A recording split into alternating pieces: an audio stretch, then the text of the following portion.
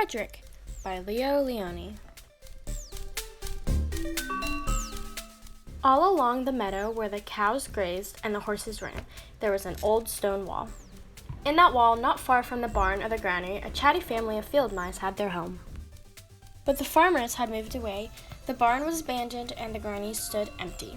And since winter was not far off, the little mice began to gather corn and nuts and wheat and straw. They all worked day and night, all except for Frederick. "Frederick, why don't you work?" they asked. "I do work," said Frederick. "I gather sun rays for the cold, dark winter days." And when they saw Frederick sitting there, staring at the meadow, they said, "And now, Frederick?" "I gather colors," answered Frederick simply, "for winter is gray." And once Frederick seemed half asleep. "Are you dreaming, Frederick?" they asked reproachfully. But Frederick said, "Oh no, I'm gathering words, for the winter days are long and many, and we'll run out of things to say." The winter days came, and when the first snow fell, the 5 little field mice took to their hideout in the stones. In the beginning, there was lots to eat, and the mice told stories of foolish foxes and silly cats. They were a happy family. Little by little, they had nibbled up most of the nuts and berries. The straw was gone, and the corn was only a memory. It was cold in the wall, and no one felt like chatting. Then they remembered what Frederick had said about sun rays and colors and words.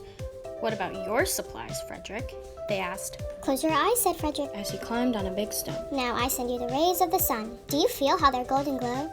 And as Frederick spoke of the sun, the 4 little mice began to feel warmer. Was it Frederick's voice? Was it magic? "And how about the colors, Frederick?" they asked anxiously. "Close your eyes again," Frederick said. And when he told them of the blue periwinkles, the red poppies and the yellow wheat, and the green leaves of the berry bush, they saw the colors as clearly as if they had been painted in their minds. "And the words, Frederick?"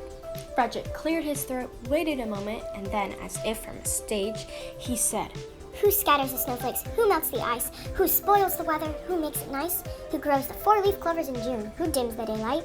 Who lights the moon? 4 little field mice who live in the sky. 4 little field mice like you and I. 1 in the spring mouse who turns on the showers. Then comes the summer who paints in the flowers. The fall mouse is next with walnuts and wheat. And winter is last with a little cold feet.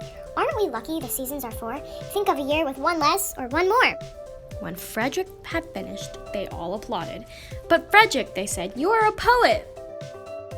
Frederick blushed, took a bow, and said shyly, "I know it."